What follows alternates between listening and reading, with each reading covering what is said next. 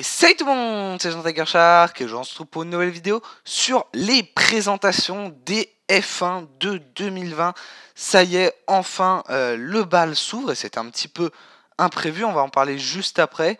Après la pause hivernale qui a été, ma foi, assez longue, même si pour le coup, on va pas se mentir, on a été plutôt gâtés cette année avec notamment l'annonce, alors c'est pour l'année prochaine, mais de l'arrivée entre guillemets d'une nouvelle équipe de Formule 1. En effet, Racing Point sera remplacé par Aston Martin F1 Team. Et bah ça c'est très très cool. Ça permettra peut-être d'avoir une nouvelle voiture verte à nouveau sur la grille. Et justement, ça tombe bien, on est là pour parler de nouvelles voitures. Et aujourd'hui, on va parler de la nouvelle Haas VF20 qui a été dévoilée dans l'après-midi. Et c'était d'ailleurs assez étonnant. Et donc pour commencer à parler de ces nouvelles voitures, on va commencer comme chaque année par parler du teasing qui a été fait autour de cette nouvelle Haas, donc qui est la Haas VF20. Et vous allez voir que le teasing en fait il a été assez moindre et assez étrange, puisque, et d'ailleurs c'est toujours leur tweet épinglé, la Haas devait être présentée le 19 février 2020, donc c'est-à-dire il me semble le premier jour des essais hivernaux pour le début. Alors je peux comprendre pour l'aspect marketing qu'on ait voulu la sortir en avance, c'est tout à fait, ça fait un buzz, donc c'est tout à fait compréhensible. Mais par contre, pourquoi laisser ce tweet épinglé? C'est assez étrange, on n'a plus besoin maintenant, la voiture elle est là. Donc bon, en termes de marketing, ça reste quand même, je pense, plutôt une bonne affaire, puisque eh bien, ce n'était pas prévu, et en plus c'est les premiers à montrer leur voiture, donc ça va forcément intéresser pas mal de gens. Et quand je vous disais que le teasing avait été plutôt faible, ceci est la seule image que nous avions de la Haas. Alors, ça peut paraître rien du tout, et en fait, on pouvait quand même voir une cheminée qui est différente de celle des années précédentes. Un petit peu un retour au début des années 2010 avec des cheminées très droites, alors qu'avant elles étaient bien plus ovales. Mais bon, là on cherche vraiment des détails. On va pas se mentir qu'on a eu très peu de teasing sur cette Haas. Tellement peu de teasing que le truc que j'ai trouvé le plus intéressant à vous montrer, c'était cette comparaison de toutes les Haas qu'on avait eues jusqu'ici. Alors il y a quand même de l'intérêt, attention. Vous voyez que les Haas à gauche, donc de 2016 et de 2018, se ressemblaient pas mal. 2017, on avait tenté un petit truc un peu plus sombre, ça avait pas beaucoup plu, on était revenu à l'ancien. Et l'année dernière, ça a été la grosse blague de Rich Energy. Et donc on pouvait s'attendre à nouveau, comme du coup on va dire ça va devenir une tradition, comme tous les 2 ans, Haas qui revient à ses couleurs d'origine sur son histoire longue de 4 ans. Mais en soi, elles sont plutôt jolies ces couleurs, donc ça fait plutôt plaisir et on avait hâte de découvrir ce qui nous attendait. Mais ça y est, on y arrive enfin à cette nouvelle Haas VF20. Et quand on voit le tweet, on a un petit peu l'impression que c'est le CM qui a pété une durite. Le CM, pardon, c'est le Community Manager, donc celui qui s'occupe du Twitter de ASF1 Team. On a l'impression qu'il s'est juste dit, bon allez, j'avais quand même vachement envie de leur montrer, hop, on balance quelques photos. C'est pas le cas, bien sûr, c'est une opération de com. Le but est de montrer, regardez, oh bah vous vous y attendez pas du tout, paf, vous avez une voiture de 2020. Et ben on va pas se mentir que l'effet de surprise a été plutôt réussi. Et donc là voilà la nouvelle Haas, la Haas VF20, je l'ai déjà dit plein de fois dans cette vidéo. Et on va commencer par une petite analyse de livret. Donc je vous fais défiler quelques photos que j'ai ici et je vais m'attarder sur celle-là car de côté on pourrait vraiment avoir l'impression que c'est la voiture 2018. Moi au moment de cette photo, je vois juste la voiture 2018 avec un Haas en énorme sur un fond gris. Mais en réalité on voit sur l'avant, notamment ici, que voilà, il y a eu un travail avec le rajout du noir et du rouge.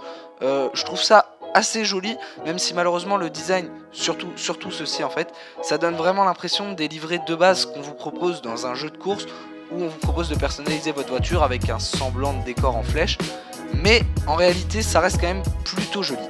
On va donc pouvoir décortiquer la voiture de l'avant à l'arrière, et ici on voit plutôt l'avant.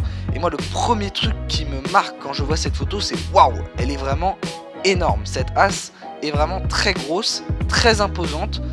Déjà on a cet effet qui est mis sur le côté de la voiture avec le Haas qui, j'ai comparé, est encore plus gros que les années précédentes, quasiment tout le capot moteur. Le numéro ici à l'avant, le numéro 20 de Magnussen, en plus il y a 2 chiffres, qui est très gros, et donc tout est fait pour donner une impression d'une voiture très imposante. Après c'est aussi les voitures actuelles. L'aileron avant est assez travaillé, il y a 3 flaps plus un flap intégré. Il me semble que c'est la limite autorisée, mais je veux pas dire de bêtises.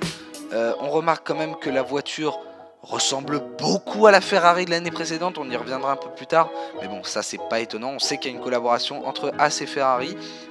Côté design, les deux petites flaps à l'avant qui sont en blanc avec un autre en rouge au-dessus, c'est très joli.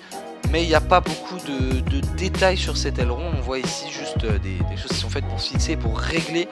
Si vous ne saviez pas, ces petits, je sais pas comment appeler ça, c'est fait pour ces petits trucs argentés, c'est fait pour régler l'inclinaison de l'aileron. Donc quand sur F1 2019, vous dites à votre ingénieur de rajouter plus d'aileron avant, et bien à l'arrêt au stand, on va remonter ceci avec ce système. Le halo est plutôt très bien intégré, je sais même pas pourquoi je m'attarde spécialement dessus, mais on a effectivement la cheminée qui est, comme on avait pu l'observer, assez petite, ça prendra assez peu d'air. Est-ce que ça fonctionnera? On voit aussi que les rétroviseurs ont été très travaillés avec un flap au-dessus, toujours des rétroviseurs très loin du pilote, je trouve ça personnellement assez étonnant.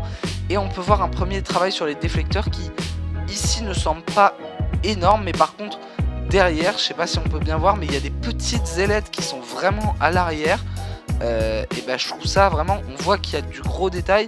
Et Haas a quand même montré une voiture assez développée. Je pense que ce sera la voiture de Barcelone. Je sais pas s'ils vont arriver avec d'autres évolutions, mais ça ressemble vraiment à une voiture qui est prête à rouler. On va maintenant changer de photo. Ici, donc on voit une voiture très imposante. Je trouve même que sur cette photo, l'aileron arrière paraît pas si gros que ça. Bon, forcément, il est très gros, mais il paraît un peu moins gros que l'année dernière. On a toujours ce T-Wing un petit peu en dessous. Bon, bah ça, voilà, c'est depuis que le T-Wing a été interdit, on a un T-Wing, sauf qu'il est un petit peu plus bas, tout comme l'aileron de requin. Depuis qu'il est interdit, on a un aileron de requin qui est juste coupé, parce que c'est soi-disant la lame autour qui était autorisée. Donc voilà, un travail qui paraît assez gros sur les côtés, c'est normal. On est dans la dernière année de cette génération, on peut dire un peu d'avions de chasse. On parle des voitures d'il y a 10 ans comme des avions de chasse, mais je pense que quand dans 10 ans, on reverra donc les déflecteurs, les bargeboards qu'il y a sur les côtés, ce qu'on a aujourd'hui, je pense qu'on trouvera ça, que c'était vraiment beaucoup, puisqu'on va avoir une grosse simplification dès l'année prochaine. Et voilà, moi c'est cette photo qui permet vraiment d'observer un énorme travail au niveau des déflecteurs. La Haas a l'air d'avoir bien évolué. Honnêtement, je sais pas pourquoi je la sens un peu mieux que l'année dernière. Gunther Steiner a dit que l'objectif était de revenir au résultat de 2018. Donc voilà, l'objectif, ça va être à nouveau d'accrocher le top 5 au championnat constructeur. Et l'autre travail qu'on a pu observer, il y a des petits travaux sur l'aileron arrière, mais ça ne change pas spécialement par rapport aux ailerons arrière, c'est aux années précédentes, pardon. C'est sur le capot moteur. Regardez ici, on a un gros trou en haut et on a une inclinaison qui est assez étrange. Ça semble être un parti pris de Haas, mais regardez ici, l'inclinaison est assez différente. Elle arrive plus tôt par rapport aux autres années. C'est une différence. En général, c'était un peu plus tard que on faisait vraiment retomber le capot moteur. Est-ce que ça fonctionnera? On peut que souhaiter ça aux Américains. Et je cherche une photo, voilà, pour montrer ici les petites plaques noires. Donc on a des grilles qui font ressortir l'air. Et il y a un vrai trou dans le capot moteur. Donc encore une fois, il y a l'air d'y avoir eu un vrai gros travail sur cette Haas. Et bon, alors c'est peut-être parce que c'est la première voiture qu'on voit et qu'elle est en vrai différente de l'année dernière. Forcément, c'est une évolution. Mais il y a quand même du changement. Et donc c'est peut-être pour ça que on s'emballe un petit peu. Enfin, je m'emballe un petit peu surtout. Mais moi, cette Haas, en tout cas, je vois clairement une voiture qui a évolué. Et je pense que c'est plutôt bon signe. En plus d'avoir évolué, cette voiture est plutôt jolie, ou en tout cas c'est mon opinion, mais moi je la trouve plutôt belle. Et en fait, la voiture de l'année dernière, noir et or, on l'a trouvée très très belle au début, et en fait moi je commençais un petit peu à m'en lasser. Je suis plutôt content qu'il y ait à nouveau un changement, ça redonne un peu de peps, et j'aime bien les couleurs d'origine de l'écurie Haas. Je vous fais défiler une dernière fois les photos, faites pause si vous voulez les analyser un petit peu plus. Il y a un peu plus de sponsors que les autres années chez Haas, mais on voit quand même que voilà, c'est une équipe avec laquelle les sponsors ont un peu peur de s'engager. Il y en a un peu ici sur l'avant, mais voilà, je pense que c'est une des équipes où il y en a le moins. Mais ça augmente et c'est plutôt bon signe. L'équipe n'a pas l'air, ou en tout cas malheureusement un peu avec les résultats de l'année dernière, mais j'espère qu'elle ne va pas s'arrêter tôt comme les dernières Caterham, Marussia, etc. J'espère vraiment que cette équipe va pouvoir perdurer dans le temps et qu'elle va devenir une des équipes importantes de la Formule 1. On va pouvoir terminer avec deux autres photos voilà, qui sont en moins bonne qualité, donc c'est pour ça que je ne me suis pas attardé dessus. Ici on remarque quand même le T-Wing et que les attaches pour l'aileron arrière sont un peu inclinées. C'est un travail aérodynamique qui a été étudié. Et le trou du turbo est, je trouve, extrêmement petit. Alors c'est parce qu'il y a un double trou en dessous qui est très gros, mais c'est assez étrange, on n'avait pas vraiment vu ça auparavant, il me semble, sinon corrigez-moi dans les commentaires. Et voilà, on termine avec cette photo de la Haas vue de haut, et on voit quand même qu'il y a un énorme écart entre le capot moteur et les fonds plats, c'est assez impressionnant, mais bon, c'est les F1 modernes, et j'ai envie de dire, même si on les aime pas forcément, profitons-en parce que c'est la dernière année qu'on voit des déflecteurs aussi imposants que cela. L'année prochaine tout sera simplifié et on pourrait peut-être être amené à regretter ces voitures, donc profitons tant qu'elles sont encore sur la piste. Sur ce, merci à tous d'avoir regardé cette vidéo, j'espère que ça vous aura plu. N'hésitez pas à commenter et à me dire ce que vous pensez de cette nouvelle Haas, que ce soit en termes de livret ou en termes de potentielles améliorations qui sont arrivées, ce que vous en pensez, comment vous voyez Haas cette saison. Et moi je vous laisse avec cette photo qui montre quand même la collaboration entre Haas et Ferrari. Merci à Burgrid de nous l'avoir repéré. Et moi je vous dis à la prochaine. Ciao ciao.